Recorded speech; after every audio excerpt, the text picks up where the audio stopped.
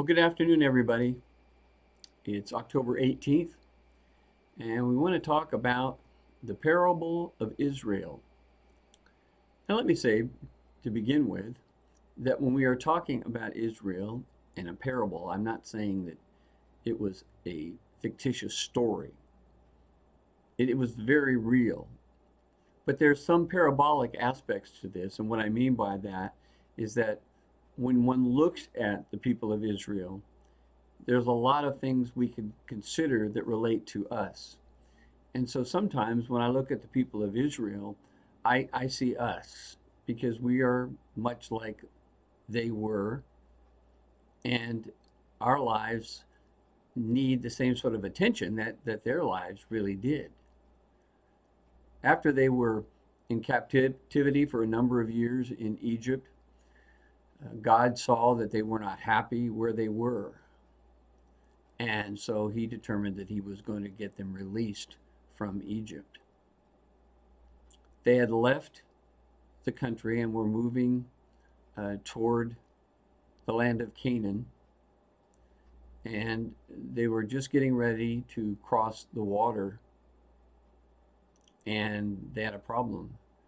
The water was there, and the soldiers of Egypt were coming at them, and they were just really, really upset. So follow with me as I read in Exodus chapter 14 and 10 when one reads the reaction here of the Israelites. As Pharaoh drew near, the sons of Israel looked, and behold, the Egyptians were marching after them. And they became very frightened. So the sons of Israel cried out to the Lord. Then they said to Moses, well, is it because there were no graves in Egypt that you have taken us away to die in the wilderness? Why have you dealt with us in this way, bringing us out of Egypt? Is this not the word that we spoke to you in Egypt, saying, leave us alone that we may serve the Egyptians? For it would have been better for us to serve the Egyptians than to die in the wilderness. And you can see a very, very unhappy spokesperson here for the people. And I'm sure to a great extent, he's reflecting what the people are feeling. But in their frustration, they indicate some things about themselves that points to some flaws in the way they were looking at life, generally speaking. You've got to imagine here, as you look at point number one, that these were individuals who were living a very, I think, meaningless life. I mean, they were doing well for a number of years before Joseph died, who was an influence for them there in the government. But after he died, there was no Pharaoh who really wanted to treat them as people who belonged there. So that's when they were put into slavery. And so you can imagine how that must have been all those years to be just slaves and to be abused and treated with scorn. So that creates an outlook that one can have on life very, very easily. And so, at the very best in their lives in Egypt, they were just surviving. I think it's not an improper inference to take at this time. But it is interesting to see what it was that was also a part of this. Remember what they said? They said, we didn't want to go. In fact, probably talking about the time that Moses, sought to help them, uh, where they say, well, just leave us alone that we may serve the Egyptians. Now, that's not totally true. I mean, they didn't really feel that way at one particular point in Exodus chapter 2. Let me just take some time to turn over to there. I didn't have it flipped over already. In Exodus chapter 2, we see they have a very different attitude, and that is they really want to get out of Egypt, and they want to be, and I think it's reasonable to consider that they want to not be slaves anymore. So look in Exodus chapter 2 and verse 9. It says, Pharaoh's daughter said to her, take this child away and nurse him for me, and I will give him your wages. So the woman took the child and nursed him. Okay, so this was at the time when things were going very poorly, that young boys were being killed. And so, through the providence of God, Moses' life is truly a mess as far as what's going to happen here. Well, he gets taken in by the uh, family, the daughter of the Pharaoh, and he lives in the royal house. But what are all the rest of the people experiencing? Well, look at verse 23 of Exodus 2. It says, during these many days, the king of Egypt, he died, and the people of Israel then groaned because of their slavery and cried out for help. Their cry for rescue from slavery came up to God, and God heard their groanings. And God remembered his covenant with Abraham, with Isaac, and with Jacob. And he saw the people of Israel, and he knew.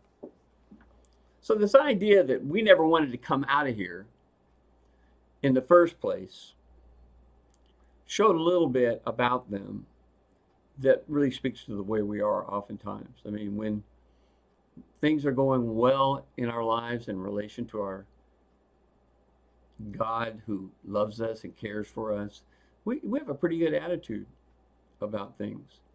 And we want God in our lives. However, when things go south, so to speak, which clearly that's what they're feeling right now, is they're just denying they ever wanted to be where they were. Now, I really don't think when the guy talked about how there were no places to bury us in Egypt, so that's why we came here. I'm sure this is something that comes more out of their bitterness. And what I mean by that is that when you're bitter and when you don't have a meaningful life, you're not trying to make your life a meaningful experience, then you're very, very sarcastic. You tend to be that way. And so you say these kinds of things that, some people will probably snicker when they hear it, but I want us to also think about the impact of the things that we say. We know what James says about how, the tongue is a fire and it's able to do all kinds of destruction. But I was thinking about what it must have been like for these guys who obviously weren't very happy about life, and specifically at this time. And here they are making this silly statement about, well, why did we get taken out here? Because there wasn't a place to bury us over in Egypt? Ha ha ha. But what if the children heard that? Or what if people heard that who were more or less on the border of what it is for us to be doing right now? Was that going to be helpful? And I think it's important when we are, I guess, frustrated with our lives, or we want more out of our lives, and it tends to then reflect in the way we talk about things sometimes. And most of the times it's not very constructive. And in this case, it wasn't at all constructive. It was just a way of mocking God. It was just a way of mocking Moses. And so here are some people whose attitudes are not good to begin with, and they're willing to sort of jump from one place to another, to feeling terrible about the fact that they're slaves, and then they're excited about getting out, and then all of a sudden it goes bad, and they change their whole tune. These individuals were, again, a lot like we are. They complained, and then at the same time, they were extremely cynical as they looked at the world around them. And those are the sorts of things that come out of the mouths of people whose lives don't really mean much. Now, that doesn't mean that their lives couldn't have meant something there, because we can always serve the Lord, even when our bosses, our masters, are not the kind of people that deserve our respect. And so that's what Paul talked about in Colossians in the master-servant relationship. You just serve the Lord, and everything will work out, because in the end you're going to receive a proper award for what you do. Now, this helps us to come to the end of point number one. These people were getting a little bit ornery with their tongues, and I think they were very, very cynical at this point.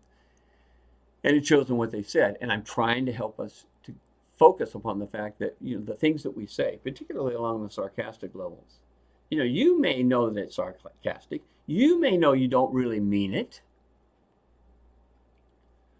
but other people can't look at it in that sort of nuanced kind of way. They're maybe too young, or they're just ignorant and just don't understand.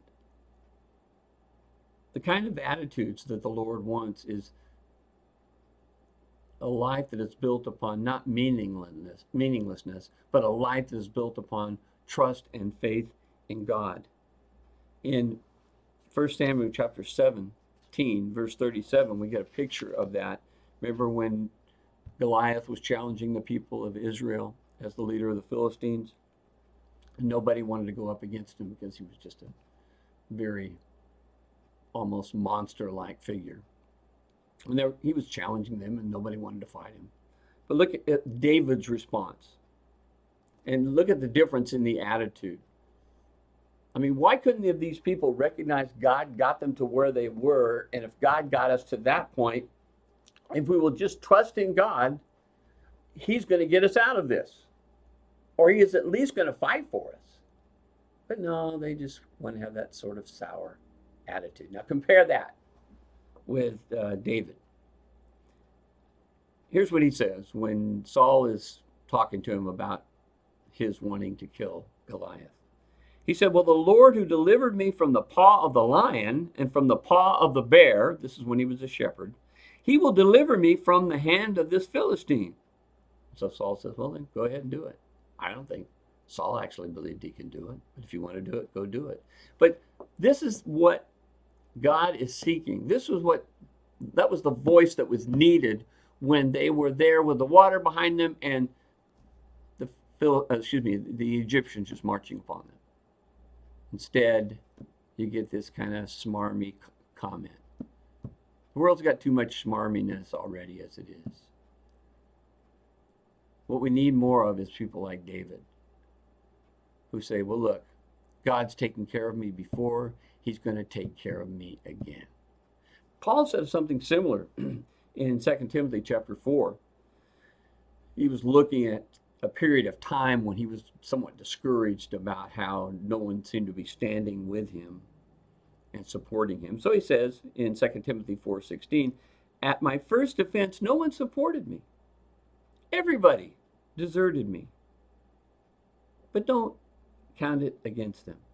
But the Lord stood with me, and he strengthened me, so that through me the proclamation might be fully accomplished, and that all Gentiles might hear. And I was rescued out of the lion's mouth. Literal, maybe. We do know that they did kill Christians with lions. Maybe he's just looking back to the statement of David and trying to explain what it really means to have faith and trust in God. It really doesn't matter. It's just as believable that both could have been part of what he was thinking. He says, the Lord stood with me, strengthened me, so I can finish the accomplishment of the proclamation, so the Gentiles might hear. And then he says, I was rescued out of the lion's mouth. And then why is that a good thing? Or why am I motivated? Well, because the Lord will rescue me from every evil deed and will bring me safely to his heavenly kingdom. To him be the glory forever, forever, and amen. So you can go back and you can look at other people. The writer of Ecclesiastes, he said some smarmy things and the things he was writing when he was understanding his whole trip through trying to find a sense of meaning in his life, but he couldn't. And he said things like, well, I might as well not even live. You know, when he was talking about, working and you just sort of sit back and you look at the labor you put into something, and then all of a sudden it hits you. It hits you that you may not be able to enjoy the fruit of that labor. Now, I don't think he was really thinking about how he could, one way or another, still serve God, whatever meaningfulness he found out of his labor, but he wasn't looking at it that way. And you know what he said? He said something very similar to what we read in Exodus 14. He said, well, what's the point of living if you can't earn something and then get the fruit of what it is you've done and what you really thought you were earning for you? And so when you read from the book of Ecclesiastes, it doesn't say meaninglessness, but it does say, all is vanity, which is very similar to it. He said, that just doesn't make sense. My life is meaningless. I get smart. Where does that take me? It dawns on me that even though I get smart, the fool will just as likely live as long as I do, and he's going to die just like I'm going to die. Where do I get anything from that? So do you see that attitude that's there? You know, what's the point? Why should I even be trying in any way to serve God? Well, we have to look at each day like it's a challenge.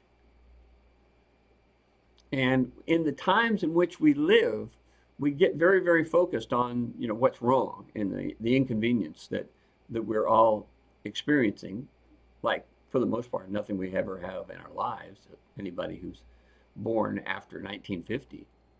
Yes, we've been through a couple of wars, but nevertheless, not something so intrusive as this. And so you can get kind of frustrated. And you can say, oh, I don't know, this worshiping God and the way we have to worship, you know, out there in the parking lot, I just don't really get a whole lot out of that. So what's the point?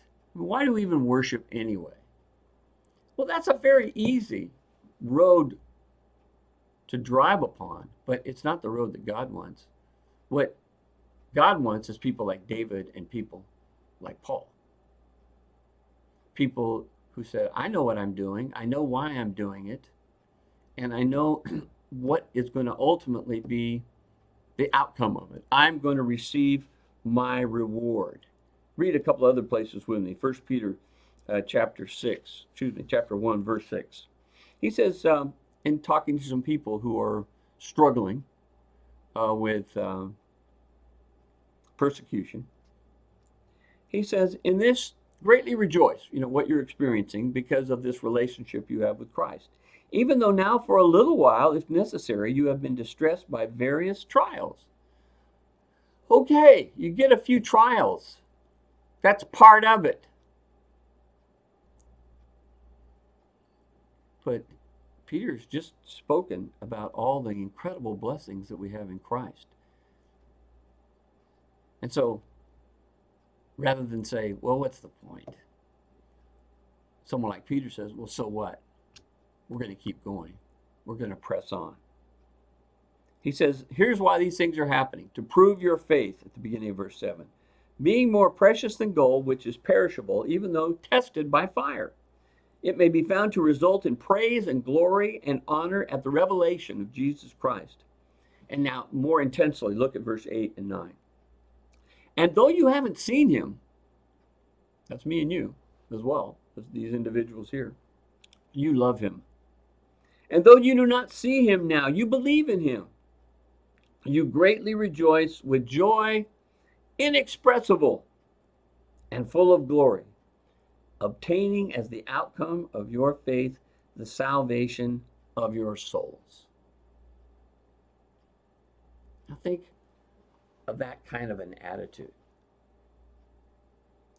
And it's a little bit like what James talks about in the first chapter, you know, when you experience tribulation, count it all joy. It's a very, very contradictory to the way we are inclined to look at it. I mean, in theory, we understand that. I mean, you can't ignore it. It's right here in the scriptures. You know, we're going to have to endure some things. But it seems like whenever that, whatever it is that we call a normal, happy life gets interrupted, then our thinking that way gets interrupted. And it's very, very easy for us to fall into a, well, God, do you really care about us down here? When he's really saying to us, just like he said to Peter, this is what happens. The idea of someday being at peace with the world is just not going to work. And remember, we talked about that last week, I think it was in the Sunday morning lesson, that we need to understand our relationships. One with Christ, one with our brethren, and one with the world. Jesus says the world hates me, so it's going to hate you. Just that straightforward. So yeah, these little bumps in the road we call inconveniences, or I wish it wasn't this way, or whatever it is we want. We can't try to find meaning in this continuity of life that we so desire. What we do, we have to find meaning in our service to God despite all these inconveniences that come from time to time. Well, one of the things I think is the problem, excuse me, my nose is kind of itching, is that we don't like things to be like we don't want them to be. In other words, we're okay with the status quo. We learn how to work with it, and then all of a sudden it changes. We don't like change. And I don't know anyone who really does.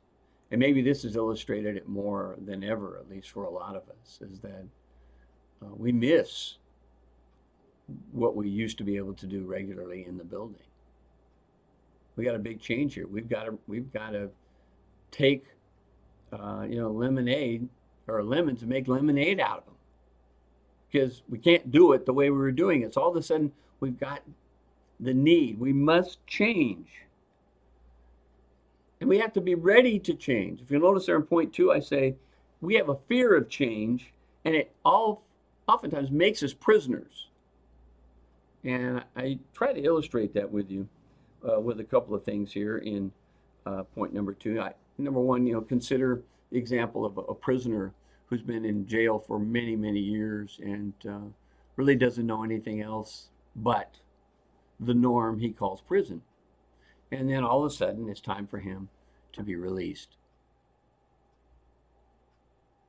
And he doesn't like it. I mean, we would think he would be ecstatic over receiving his freedom.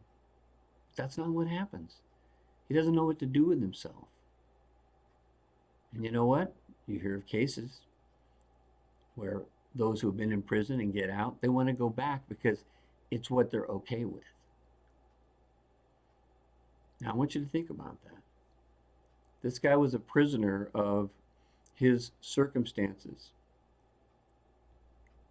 And he just couldn't handle being in a different sort of environment. And I think it's rather obvious. I mean, I think in the case of Israel, I mean, it wasn't great being in slavery, but this was just a little bit doubtful, how this whole thing was going about escaping. And they're thinking it looks pretty good back there in Egypt. I think it's because we get very, very comfortable with what's going on around us. And so when you think about what Israel said back there in chapter 14, it would be better if we were back there being slaves. They were accepting what? They were really saying, it feels much better to lock myself into a room where I'm not happy and where I have no contact with people. I feel much better there. I feel safer there rather than out there having to deal with the things that represent the change that's around me. And this is, I think, so significant because we need to not allow the things that are going on in our lives to set us back to the degree that they are. We have to begin to show that we're going to live our lives despite what these circumstances are. And we may have some different rules, but we're not going to let those rules stand in the way of our serving God. Rather than being constantly afraid of what might happen next. I'm thinking a lot of phobias and anxieties and what it can do to people. When you are afraid to fly and you can't travel very much. When you're afraid of heights, you have to make sure you're always on the ground floor. When you're afraid of crowds, you do everything you can to not be around other people, other than just the very, very small minority of individuals with whom you feel comfortable. And the reality is, you're trapped. The reality is, you're in jail. And that's where the fear of change gets all of us. The problem, I think, is noted in point D there of point 2, is that what we're looking for is a way to live what I call less. We're a little afraid to step out and try new things different things, take on different challenges, because the way we go about our lives oftentimes is just to find a way to where we suffer less. And that seems to me that that's kind of the way we find ourselves through the world. Yes, we understand in theory that life is not supposed to be easy for us. But whenever things like what we're experiencing now happens, there is this, I don't call it a desire, but what happens is we just think it just shouldn't be this way when it's exactly the way it really was promised it would be.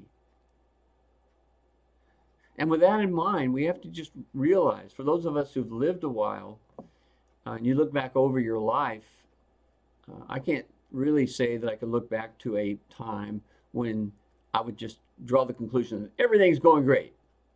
Maybe for 5 minutes, but to look at a whole year, like you might want to look at 2020, to look at a whole year and say, wow, boy, this is really, really great. I don't remember any times like that. Do you really? It's always something. There's always something there that potentially is going to drag me down. And so the way I overcome that is I have to be willing to adapt. And what that means is to not be afraid of change. And you can see that that's kind of the way Israel's thinking. They're thinking, well, this sounded like a pretty good idea, escaping Egypt, but right now, I don't like this. And maybe they were thinking they were going to find the Garden of Eden again or something like that. But what the Lord was taking them to was to the land of promise, and that was going to take determination and faith and trust on their parts. God wasn't just going to do the whole thing for them without them taking ownership of it. And so they had a lot of changes. I mean, you imagine a whole nation being in captivity for that long, and now all of a sudden you're free. But you start to realize that free means also great responsibility. So maybe that's why we kind of lock ourselves into our rooms. Maybe that's why we avoid dealing with a world which really drags us down sometimes, and we just can't cope with it. We cannot let that happen. Just remember the difference between David and those people leaving the land of Egypt. God took care of me before. He will take care of me now. God got us out of Egypt, and he's going to make sure that we get back to that land that's been promised for us. But they didn't have that attitude. No, we'd much rather be back over in Egypt, locked in our rooms, and not suffering a whole lot. Maybe not feeling real good about ourselves, but at least I'm not suffering all that much. It's a sad way to live, isn't it? Well, the final point is that we expect, I think, too much out of life in terms of the actual physical aspects of it. That has a way of coming and going. But I know, just as you know, as it says in point 3, I realize that respecting or expecting rewards to come easily and without sacrifice is really not right. I mean, we know in theory, and we understand that we've been told that we're going to be tested. That's what Peter talks about. And it's through this test that we are going to be found ready to be with God eternally. So we understand that. But how do we practice it? Israel wanted freedom, but I think they wanted freedom without pain. But instead, what are they doing? Look there in point A. Some of the things that they say and their frustration when they get out there in the wilderness. We're going to be killed. That's what they were saying there in Exodus 14. Oh, we're going to starve to death. That's recorded in chapter 16 and verse 3. Where's the water? When we don't have strong convictions, we live a life which is sort of allowing catastrophe to control us. And we have to take some charge of our lives. It's the only life you got. It's the only life that I've got. And so try not to allow ourselves to dream up what it used to be like. In Numbers 11 and verse 5, again, these guys are looking back in the past. And again, when you don't really have a part of life that it's in your mouth and you're taking it on and you're chewing it up, then you live in these extremes. Oh, it was so wonderful back then. Oh, it's so terrible now. Or we can flip flop it, however you want to do it. So don't get caught up in the idea of, talking in extremes. Don't tell me about how great it was for you. Because even though it might have been relatively great to some point in life, if you were taking on life, I'm sure and promise to understand it this way, that you had struggles. Environment's different. Maybe it's something we never imagined that we would be experiencing. I mean, we never imagined in a million years, even though it's not that out of the question of reality, we never imagined that we would be worshiping out here in our parking lot. And by the way, with the hope of next week being able to come back into the building, we never dreamed that was going to happen. We've been spending a lot of time adapting and changing. And I know that can be very frustrating. But that was what was wrong with Israel. They just really didn't want to pay the price for the change. And what God is saying to me and to you is that's just the way it's going to be, Randy. Just accept that to be the way it is. So I would ask you, how do you feel about your life right now? And I would suggest to you, probably, for those of you who are adults, maybe with grown children, you probably don't feel a whole lot different about your life right now than you did 20 or 30 years ago. Because you were busy living it. And when you're busy living life, there's always going to be the kind of stuff that's been going on, just with a different coat of paint on it. No, we're not looking back to a time when we struggled with our church building not being able to be available to us. But there were a lot of pressures, weren't they? For those of you who raised children, look what that was like. Look how much of a struggle that could be. But you just lived it that way. You knew that was the way it was supposed to be. And hopefully what you did and what I did is we lived it with a smile, so to speak. When we knew it was hard, and we knew it was tough, and we knew we made mistakes, but we just kept on plugging along. And that's what we're talking about right now. When we look at the parable of Israel, they were prepared to quit just too fast when one considers the great demonstration of the power of God that they had seen. So your life has different circumstances. But again, I remind you, there's always something to drag you down. When you're 12 years old, when you're 32 years old, and when you're 62 years old, there's always something. Circumstances will come along that will challenge you to have the courage to change and adapt to the external circumstances so you can keep on living the eternal, internal life that honors God so much. So if we can overcome these same patterns of Israel, because we live them out in our lives, that's why I call it a parable.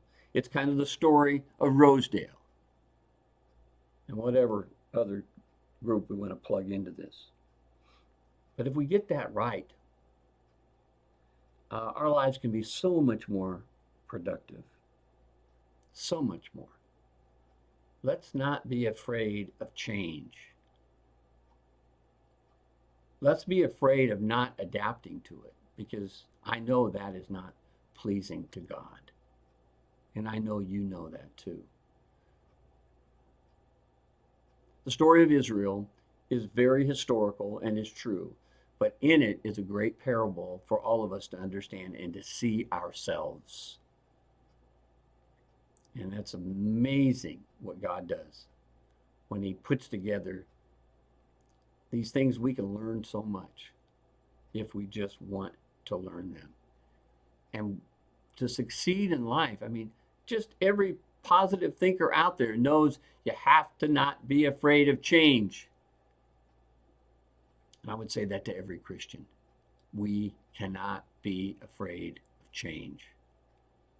You guys have a good afternoon. I thank you for your patience of listening to me. And I hope you enjoy the study about the parable of Israel. Thank you.